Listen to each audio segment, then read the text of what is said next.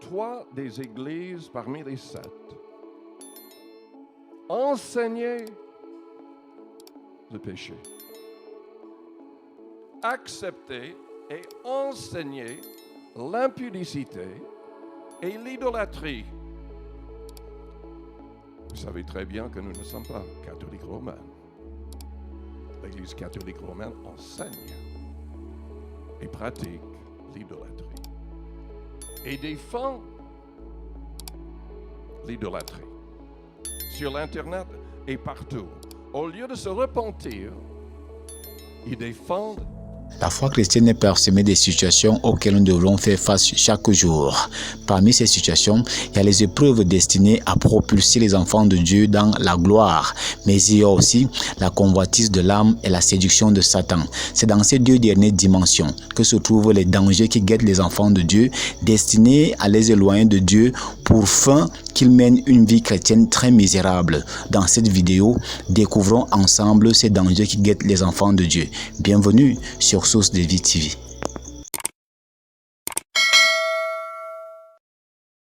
Je voudrais parler ce matin des dangers qui guettent les chrétiens et l'Église dans ces derniers temps. Je crois que nous sommes vraiment à la fin des temps. C'est très important qu'on soit sur nos gardes, car selon 1 Timothée 4, il y aura de plus en plus d'activités venant de la part du diable et de ses démons. Il y aura des esprits de séduction agissant au milieu de nous, dans les églises, pour éloigner les gens de la saine doctrine.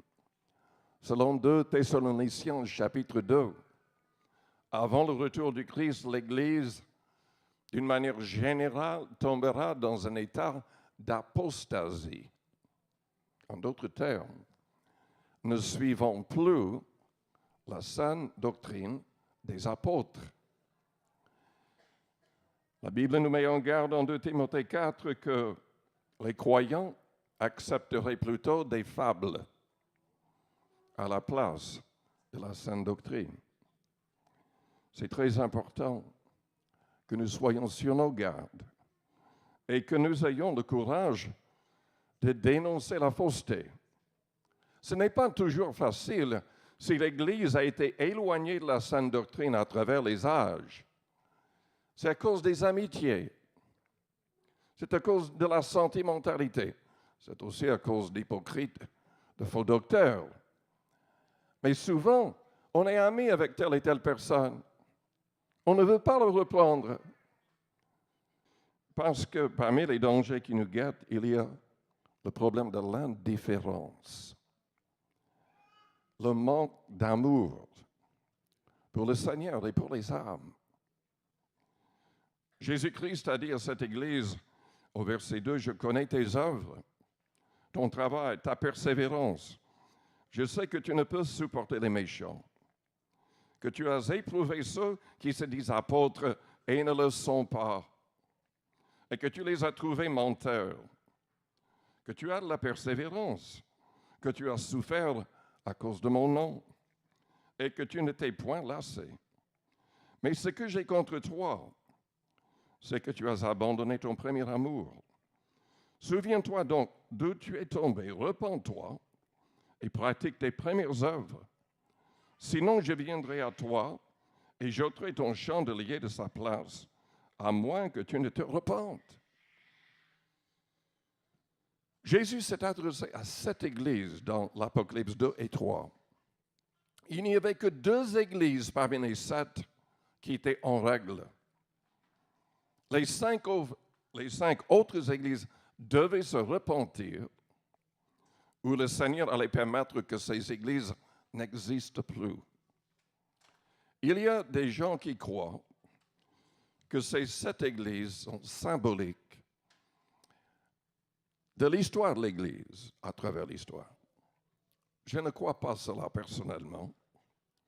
Je crois personnellement que toutes ces églises existent symboliquement aujourd'hui un peu partout dans le monde. Il n'y avait que 2 qui étaient en règle. Les autres devaient se repentir ou Jésus allait les abandonner complètement. L'indifférence, le manque d'amour, de compassion pour les âmes est terrible. Si nous n'avons pas l'amour dans nos cœurs, tout le reste ne vaut rien. Jésus était ému de compassion pour les âmes, pour les gens qui souffraient. Il a versé des larmes. Il a agonisé pour les âmes. Sommes-nous comme lui? Est-ce que vous avez jamais pleuré pour une âme? Il y avait des femmes dans l'Ancien Testament qui n'avaient pas d'enfants. Elles priaient, elles pleuraient. Donne-moi un enfant ou je meurs. Mais avoir un enfant selon la chair n'est pas aussi important que d'avoir des enfants spirituels. C'est ça qui compte pour l'éternité. Vous pouvez avoir un enfant selon la chair qui ne va jamais accepter Jésus-Christ. Mais ce qui compte, c'est d'avoir des enfants spirituels. C'est tellement important. L'Église à Éphèse a été commencée par l'apôtre Paul. En tout cas, il a rencontré 12 hommes qui croyaient et qui n'avaient reçu que le baptême de Jean-Baptiste. Ils n'avaient pas été baptisés selon l'enseignement du Christ. Paul les a rebaptisés, il leur a imposé les mains, ils ont parlé en langue, ils ont prophétisé. Paul est resté pendant 2 années enseignant, formant les nouveaux convertis, les envoyant. Et chose incroyable, dans l'espace de 2 années, ils avaient évangélisé toutes les personnes en Asie mineure. Ils n'avaient pas des invitations. Ils n'avaient pas la radio, la télé, l'Internet et tout le reste. Et pourtant, la Bible dit qu'ils ont... Ça ne veut pas dire que tous ont accepté Jésus, mais tous étaient au courant de la vérité. Parce que tous les croyants étaient engagés pour gagner des âmes. C'était ça leur amour, manifesté envers le Seigneur. Suivez-moi et je vous ferai pécheurs d'hommes. Mais c'est un problème pour beaucoup de croyants aujourd'hui qui sont tombés dans cet état d'indifférence. Parfois, les gens témoignent pendant un temps. Ils sont repoussés, insultés. Et ils abandonnent. Ils se disent, mais ça ne vaut pas la peine. Les gens ne veulent pas se convertir. Il faut avoir la compassion du Christ. Que les gens acceptent ou n'acceptent pas, c'est notre responsabilité de proclamer la vérité à toute personne sur notre planète. Amen. Mais il y a d'autres problèmes qui sont dans le contexte des groupes qui se disent Église de Jésus-Christ. Moi, je les appelle de fausses églises. Et pourtant, Jésus s'est adressé à ces églises aussi, les appelant à la repentance. 3 des églises parmi les 7 enseignaient le péché, acceptaient et enseignaient l'impudicité et l'idolâtrie. Vous savez très bien que nous ne sommes pas catholiques romains. L'Église catholique romaine enseigne et pratique l'idolâtrie et défend l'idolâtrie sur l'Internet et partout. Au lieu de se repentir, ils défendent ces choses condamnées par le Christ, condamnées depuis les 10 commandements. Peut-être que vous n'êtes pas au courant, mais dans le catéchisme de l'Église catholique, ils sont allés jusqu'à falsifier les 10 commandements. Lisez le catéchisme. Vous ne trouverez pas le verset qui parle de l'idolâtrie, qui est dans la Bible, pourtant, même dans leur Bible. C'est terrible. Mais 3 des 7 églises enseignaient qu'ils pouvaient et devaient même manger des choses placées devant des statues, des idoles. La Bible dit qu'aucun idolâtre ne sera sauvé. Dans Galates chapitre 5, dans 1 Corinthiens 10, dans l'Apocalypse au chapitre 21, verset 8, tous les idolâtres seront jetés dans les temps de feu. Nous ne pouvons pas jouer avec cette vérité, cette réalité. Les Israélites ont été rejetés chaque fois que cette nation se tournait vers des images, des représentations de Dieu. Dieu ne l'accepte pas. Et nous ne devons pas l'accepter non plus. Ce qui est terrible, c'est que les apôtres eux-mêmes disaient de fuir l'idolâtrie. Ils ne voulaient aucun lien avec les statues, les idoles. Vous vous rendez compte? Ils ne devaient pas manger les choses simplement placées devant une statue avant d'être vendues au marché. Et ce n'était pas uniquement les apôtres, c'est Jésus en personne qui l'a dit à ces 7 églises.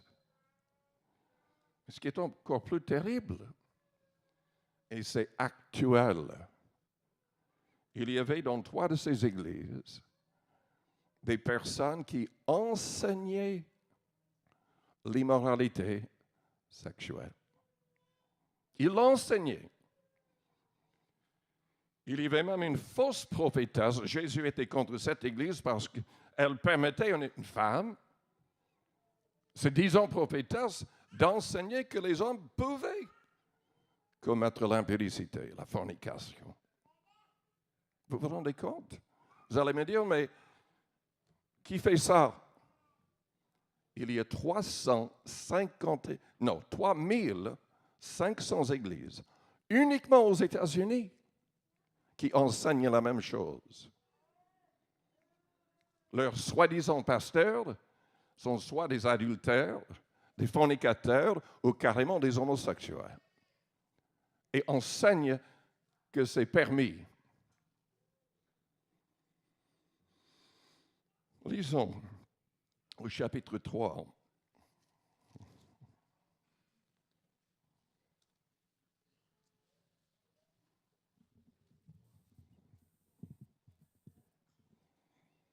Nous avons de moins en moins d'églises et de responsables qui enseignent la Bible correctement. Jésus a dit clairement que si un homme quittait sa femme pour se marier avec une autre personne, c'est un adultère. Si une femme quitte son mari, se marie avec un autre homme, c'est un adultère. Jésus a enseigné que l'homme ne sépare point ce que Dieu a oint, de ce que Dieu a uni. Nous avons aujourd'hui des gens se disant pasteurs qui ont été mariés 3, 4, 5, 6 fois.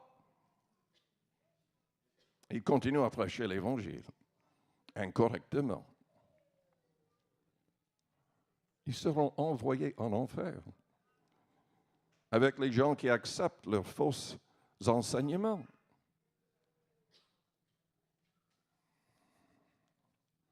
L'Apocalypse 3, au verset 16. Excusez-moi, ce n'est pas cela. C'est au chapitre 2, au verset 20. Ce que j'ai contre toi, c'est que tu laisses la femme Jézabel, qui se dit prophétesse, enseigner et séduire mes serviteurs pour qu'ils se livrent à l'impudicité et qu'ils mangent des viandes sacrifiées aux idoles. En dépit de ce que de plus en plus d'hommes disent, Paul ne permettait pas à la femme d'enseigner. Pas aux hommes, selon 1 Timothée chapitre 2.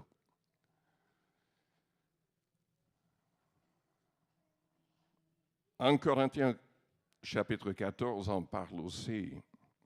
Il permettait néanmoins que les femmes plus âgées, selon Tite, enseignent à d'autres femmes comment s'occuper de leur mari et de leurs enfants.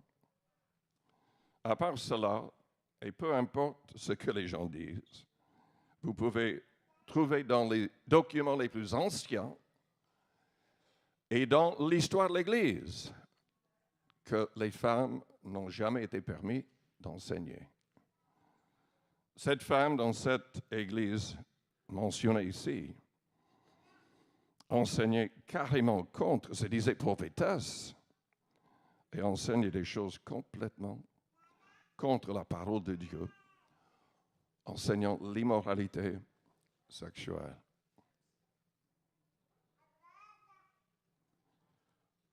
Il y a d'autres problèmes.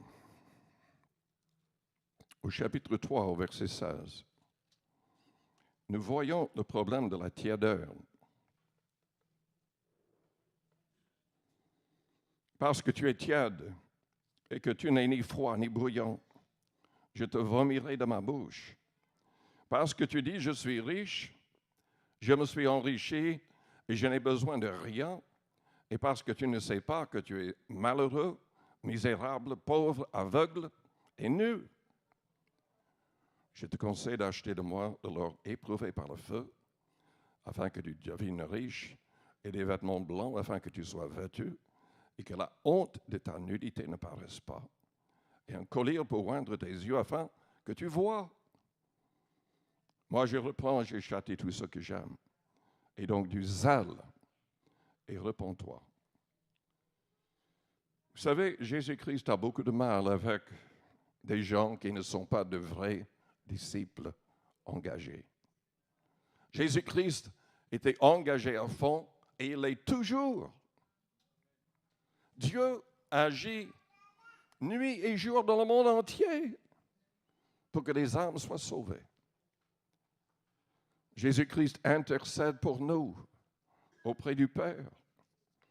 Il veut sauver le plus de personnes possible. Il veut les délivrer du pouvoir du péché. Mais il ne supporte pas les gens qui ne sont pas zélés dans son Église. Parce que tu es tiède, je te vomirai de ma bouche. Combien c'est important que nous puissions nous examiner régulièrement. Sommes-nous vraiment bruyants pour le Seigneur? Ou tièdes?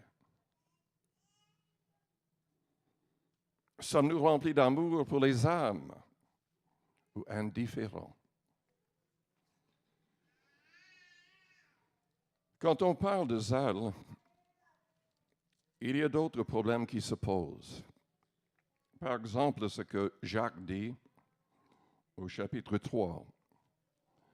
Parce qu'on peut être zélé, mais de la mauvaise manière. Déjà, Jacques dit qu'un grand nombre ne se mettent pas à enseigner, car nous serons jugés plus sévèrement. Malheureusement, il y a je ne sais pas combien de fausses doctrines. Sur l'Internet surtout, parce que tout le monde est en train d'enseigner. Des gens qui n'ont pas de base, des gens qui ne connaissent même pas le Seigneur, mais aiment parler de théologie.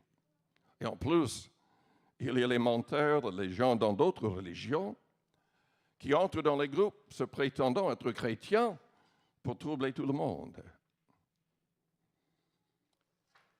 Dans Jacques, au chapitre 3, il y a le problème de zèle amer. Il y a des gens qui sont zélés, mais n'ont pas la sagesse du Seigneur, la douceur du Seigneur, l'esprit du Seigneur. Et Jacques dit carrément, c'est diabolique. Il ne dit pas que c'est une simple petite erreur, il dit que c'est diabolique. Jacques 3, au verset 13, « Lequel d'entre vous est sage et intelligent, qu'il montre ses œuvres par une bonne conduite avec la douceur de la sagesse. Mais si vous avez dans votre cœur un zèle amer et un esprit de dispute, ne vous glorifiez pas et ne montez pas contre la vérité. Cette sagesse n'est point celle qui vient d'en haut, mais elle est terrestre, charnelle, diabolique. Car là où il y a un zèle amer et un esprit de dispute, il y a du désordre et toutes sortes de mauvaises actions. Avant de venir à l'église, je me suis levé très tôt et oui, je suis sur Facebook. Je contrôle 4 groupes. Il y a plus de 8000 personnes dans un seul groupe. Et je suis dans un autre groupe qui a 16 000 personnes qui luttent avec les musulmans. Mais malheureusement, ça c'est en anglais, je ne passe pas beaucoup de temps là-dedans, parce que je ne contrôle pas le groupe. Et en fait, ils ne font que de s'insulter. C'est terrible. Ils n'ont aucune sagesse, aucun amour.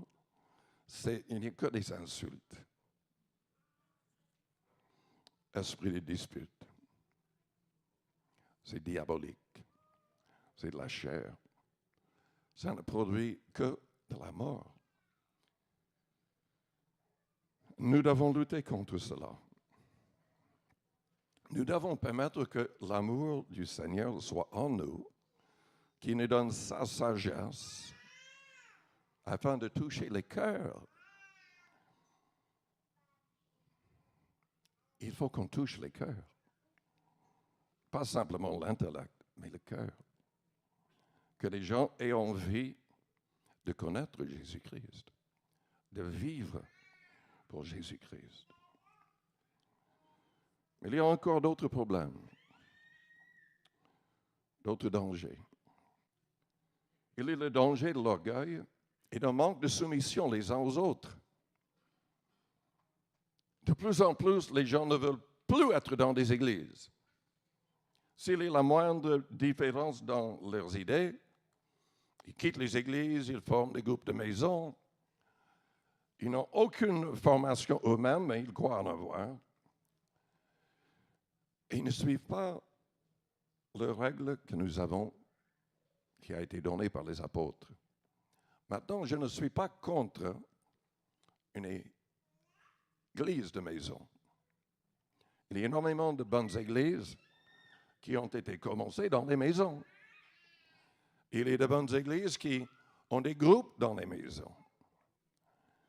Mais si chacun est indépendant avec leurs propres idées, il y a un problème. Car Jésus désire que nous puissions être unis le plus possible. Évidemment, nous ne pouvons pas être unis avec des gens qui n'ont que de fausses doctrines. Il faut être fondé dans la parole. Mais nous devons avoir quand même une attitude d'humilité et de soumission. Selon Éphésiens chapitre 5, à partir du verset 18, nous devrions tout faire, tout mettre en action pour rester remplis de l'Esprit. À la fin, Paul dit, vous soumettant les uns aux autres dans la crainte du Christ. Le problème est amplifié dans les églises qui sont vraiment bibliques, qui sont de la Pentecôte, où les gens reçoivent le baptême de l'Esprit, parlent en langue, et manifestent les dons de l'Esprit. Parce que très souvent, tout de suite, quand on fait cette expérience, on se croit supérieur. On croit que Dieu me parle, donc je n'ai pas besoin des conseils des autres. J'ai aussi l'Esprit. Mais vous savez que, à l'époque de Moïse, Dieu dirigeait uniquement par Moïse. Dieu ne travaille pas par des comités.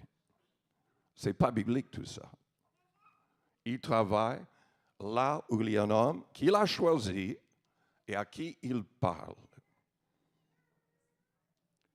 À l'époque de Moïse, il y avait 3 anciens qui se sont levés contre lui en disant « Mais nous ne voulons pas que cet homme règne sur nous. Nous avons aussi l'esprit. »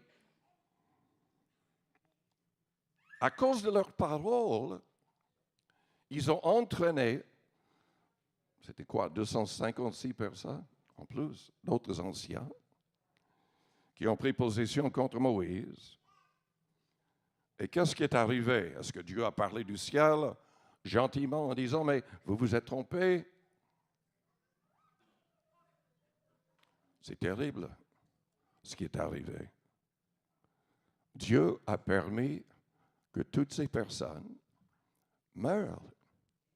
Avec leur famille, tout était englouti dans la terre, même leurs biens, absolument tout. Parce que Dieu ne supporte pas, il ne supporte pas l'insoumission.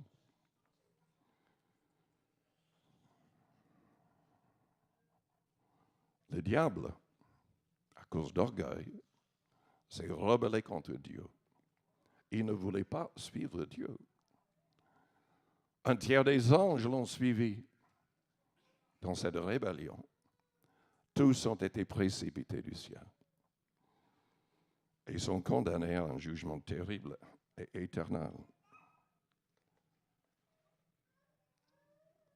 Combien c'est important que les responsables et tous soient revêtus d'humilité.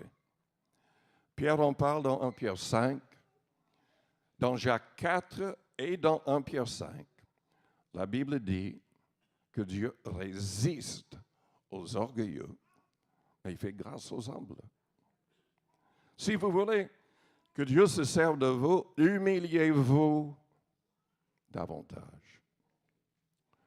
Soyez toujours soumis. Si vous n'êtes pas d'accord avec quelqu'un, vous pouvez quand même être respectueux et expliquer votre désaccord. Mais c'est une attitude que nous devons avoir où nous serons anéantis par le Seigneur. C'est un très, très grave danger. Moi, je sais parce que depuis que je suis dans le ministère, j'ai essayé d'aider énormément de gens. Il y avait des gens qui ont fait des expériences magnifiques avec des miracles extraordinaires. Et je parle de prédicateurs. Je suis en train de parler des gens, des collègues, des gens que j'ai formés, qui sont possédés de démons aujourd'hui. Et je n'exagère en aucune manière. Ils sont possédés de démons. Ils ne servent en aucune manière le Seigneur. C'est horrible ce qui leur est arrivé. Nous devons rester avec un cœur humble. Jésus est notre modèle. Dans Philippiens chapitre 2, nous sommes invités à avoir les sentiments qui étaient en lui. Dieu élève ceux qui s'humilient. Jésus a le nom qui est au-dessus de tout autre nom. Parce qu'il s'est humilié, il a été obéissant jusqu'à la mort. Jusqu'à la mort de la croix. Mais il y a d'autres problèmes, d'autres dangers. Dans 2 Timothée, au chapitre 3,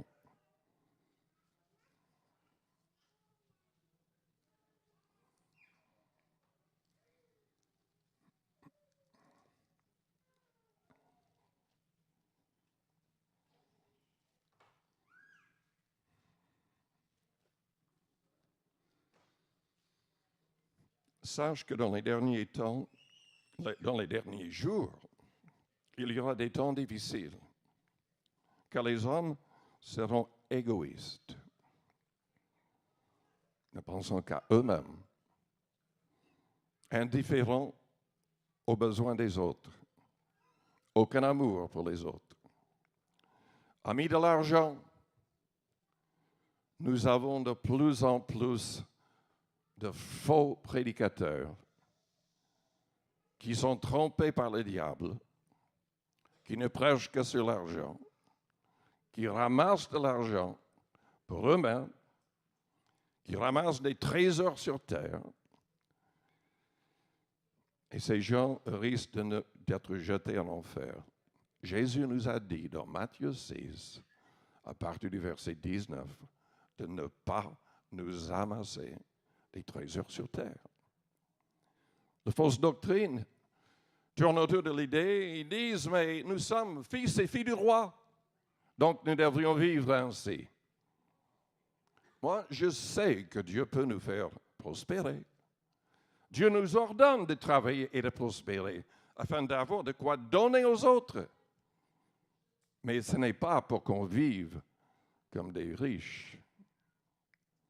C'est afin de donner pour avoir un trésor dans le ciel. Énormément de gens qui n'aiment pas ce message-là. Mais ça, c'est le vrai message de l'Évangile. Ce n'est pas que vous allez... Je vois où ils mettent une photo d'un Rolls-Royce, d'une maison qui coûte des millions, en disant que si vous avez la foi, vous pouvez avoir cela. Oui, vous pouvez avoir l'enfer aussi. Ce n'est pas le message de l'Évangile. C'est quoi la vraie sainteté? C'est si on est riche, on donne tout, ou presque, pour aider les autres, pour gagner des âmes. C'est ça un vrai disciple. Ce n'est pas quelqu'un qui vante, qui montre tout ce qu'il a. C'est celui qui cache ce qu'il a, qui le donne aux autres. Vous voulez une récompense sociale? Jeûnez en secret. Priez en secret. Donnez des aumônes aux pauvres en secret. C'est ce que le Seigneur a enseigné.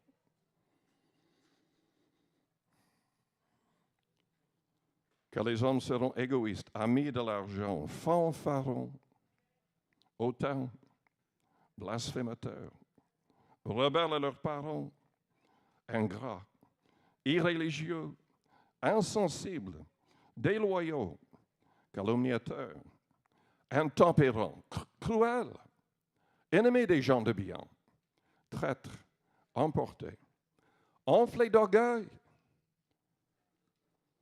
aimant le plaisir plus que Dieu, ayant l'apparence de la piété,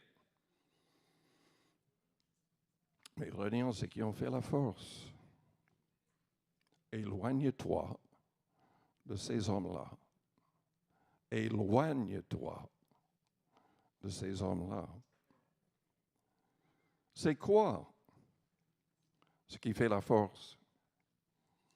Certains vont me dire, mais c'est le Saint-Esprit. Oui, en grande partie.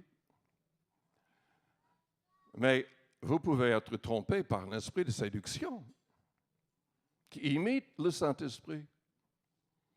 Il y a énormément de gens qui sont trompés. Ce qui fait la force, c'est l'obéissance au commandement du Christ que nous avons dans tout le Nouveau Testament.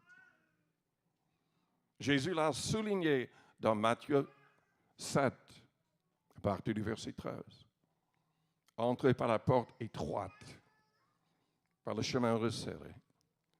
Et il a dit, il y aura des gens qui vont dire, au jour du jugement, mais j'ai prophétisé, j'ai fait beaucoup de miracles en ton nom, etc., etc. Il va leur dire, je ne vous ai jamais connu. Partez, vous qui commettez l'iniquité. Et il souligne le fait que les seules personnes qui seront sauvées seront les personnes qui accompliront la volonté de son Père en mettant tous ses commandements en pratique.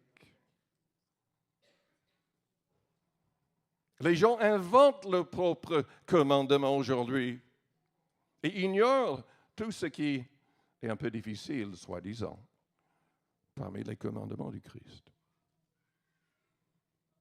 Jésus-Christ nous a ordonné de pardonner. Est-ce que vous avez pardonné? Il nous ordonne d'aimer nos ennemis et de leur faire du bien. Est-ce que nous le faisons?